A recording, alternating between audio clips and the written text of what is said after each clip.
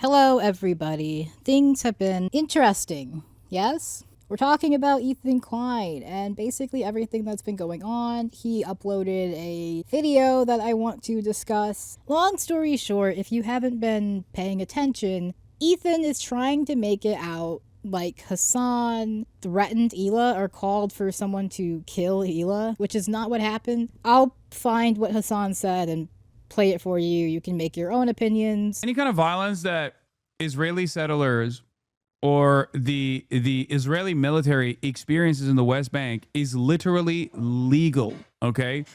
It is legal resistance against an occupying military force. I cannot repeat this enough. Israel is actually engaging in an apartheid, which is a crime in and of itself. Israel's doing a genocide in Gaza and an apartheid in the West Bank, two crimes in and of itself. And every type of armed resistance against both the settlers and also the Israeli occupying force in the West Bank. Doesn't matter if it's your favorite podcasters like Wife that participate in these raids. The violence that the Palestinians engage in an act of resistance against this illegal occupying force is literally legal. This is not the first time Hasan has said this. So it's interesting that Ethan is causing this big kerfluffle now. But I did want to talk about his video that he made because there were some things that he said in it that I think are interesting. I will just get into the video now. And basically it starts off like you would expect, where he's talking about the stuff that Hasan said. Hasan did say your favorite podcaster's wife, which is obviously alluding to Hila. But it wasn't a call to kill her. It was just saying when she went on an illegal raid into the West Bank, which we know she did because she herself volunteered this information. The new one was in a way that was a base that was far from my house. So you go there for the whole week and then you come back for the weekend. So you preferred that? Were you gone for a whole week? I did. Interesting. Why? It was kind of like just more of an adventure, more of a different experience that I preferred than to just go to a boring job, sit on the computer and go back home at the end of every day. I don't know. I was in Dukhifat, which is like a brigade, I guess, that's in charge of the area of Ramallah. And that brigade has like a main officer. So I was his secretary. Okay, so you were right below the big boy. Cool. So it was nice. It was interesting. It was more interesting. I enjoyed it more. You told me once you went on like a mission with them to like a terrorist city. Yeah. That was kind of a crazy story. Yeah, my officers and like the soldiers in that brigade, they would go every night on a raid in Ramallah to arrest terrorists. And so I always saw them preparing for it and leaving, and then I would stay in the base. So one time I wanted to go with them just to experience it. Why? You just were all of a sudden had an urge to go with them? I just wanted to see what it's like. Right. I wanted to see it. Okay. So they took me with them one night, even though they weren't supposed to. You're driving in this like Jeep that's bulletproof. Right. So I was in the Jeep. Huh. Did you have a gun on you? I didn't. You were not supposed to leave. No, yeah, not really. But even if I walked with them to one house. Okay. I did get out of the car once, but surrounded with them. So. Okay. Did they arrest anyone that night? They did. Did they bring it in the same car with you? No. Oh, different car. There's a few cars going. Damn, that's crazy. Was it like? How did you feel? Was it horrifying? It was strange. Very, very weird. How so? I don't know. Just you see people in the house, and then it's like the soldiers just walk into the house and look through their shit and find guns, and the whole thing is really surreal. When that happened, she was a legal military target, and that anyone who goes on an illegal raid into the West Bank is a valid military target. That's just a fact. That's just true. That does not mean that she is a target now. That's not what Hasan was saying, although that's what dumbasses like Asmongold are trying to make it out to be. And then he says this, which I think is particularly interesting about Hila. And Hila is what these people always dream about. She's an Israeli Jew that left Israel. She's an American citizen of 15 years now, a mother of 3.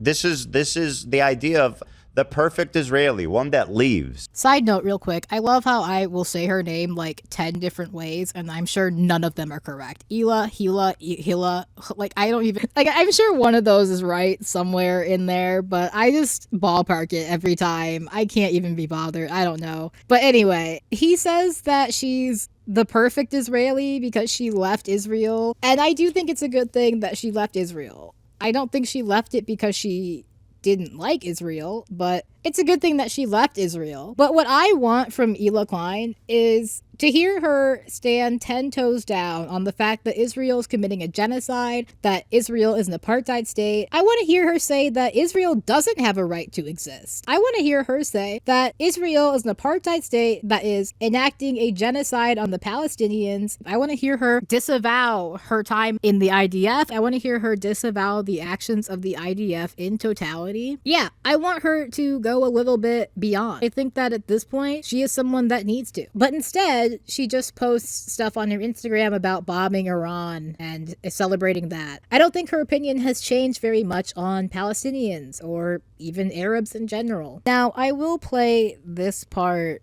real quick just because I think it's interesting how Ethan will bring up stuff like the Rick Scott incident, right? But instead of actually getting into what Hasan was saying, he just kind of takes the overall opinion of it's bad because he called for them to kill Rick Scott, which is not what he did. Not at all what he did. He said himself that he should have been more careful with his words, but that's not what he actually was saying. And I think most people, when they watch the clip, they realize that's not what he was saying. This is his most recent one where he's saying someone should kill Rick Scott. There's about $50 billion estimated that are lost every year in Medicaid, just in fraud alone. No. If you cared about Medicare fraud or Medicaid fraud, you would kill Rick Scott, okay? You wouldn't make Rick Scott, former governor of Florida, Rick Scott, you wouldn't make him a prominent part of the Republican Party. There's about 50. So this is once again Hasan referring to a sitting congressperson looking straight into the camera and saying, kill Rick Scott. Of course, he'll explain it as Rick Scott committed some Medicare fraud and yada, yada, yada. Ethan, of course, can't actually get into the context of what Hasan is saying because that would expose him as someone who isn't really as liberal or as progressive as he tries to claim to be. He will call himself a lib in this video. Now, I hate Trump as much as any other lib. And then go on to say this. Twitch has served as the most prolific source of leftist radicalization, terrorist propaganda, and anti-West sentiment. Now, I'm sure there are some liberals who would agree with Ethan when it comes to anti-West sentiment being bad, but I think a lot of liberals out there, at the very least, understand why someone may not like the West. They may not agree completely, but they tend to understand. Ethan's talking about leftist, terrorist propaganda, and it's just how he views the left in general. This is not a liberal. Most liberals, even if they aren't super radicalized and super, interested in what people further to the left of them are saying, they're not going to make the people further to the left of them their enemy. Sure, you have people like, for example, Cenk Uygur, who does do this quite a bit, but those are people who are few and far between, and those are people who usually have another agenda at play. Ethan is one of those people. He's not the average liberal. He's someone who pretends to be a liberal because he knows that's what his audience wants to see. Ethan has learned over time that his audience wants to see him be liberal, wants to see him claim to be progressive, but they don't actually care about the actions he takes and how they are contrary to the ideals of someone who would normally be liberal or progressive. And I really just wanted to point this out because I think this is something that Ethan gets away with way too much. This man is not liberal. He is not. I don't think he's a right winger, but I argue he's more of a centrist. Ethan goes whichever way the wind blows, really, whichever way will make him the most money, get him the most attention. The only reason he can't make the full right winger switch is because he's Jewish. He's Jewish, and he's spent so much time presenting himself as a liberal that the right just already doesn't fuck with him for the most part. The only reason they kind of fuck with him now is because they can use him as a tool to go after Hasan. But other than that, he's a Jewish liberal content creator, supposedly. After people like Hasan, who do they go after next? Someone like Ethan. I'm gonna be honest with you, this video was a little bit longer, a little bit more in depth, but I recorded it without having my microphone in, so the audio was jacked, and I am now re-recording this, and I'm a little annoyed. Sorry, you get a little bit of a flubbed up video here, but I did just want to quickly touch on this video that Ethan made because this is an escalation. The comments have been interesting on this video. You have people who are ultimately starting to call for Hasan to be harmed. That's obviously dangerous and incredibly irresponsible, especially when Hasan has never done that to any of them, even if they want to act like he did. And if something were to happen to Hasan, there would be no real consequences for these people. I do think I'm going to wrap the video up here, so thank you for watching. Give the video a like for me and leave a comment. Let me know down below what you think. Do all that lovely stuff for the algorithm. It does really help. Hit that subscribe button because I am still trying to hit 100 subscribers by the end of the summer, and we are starting to reach the end of August, so time is running out.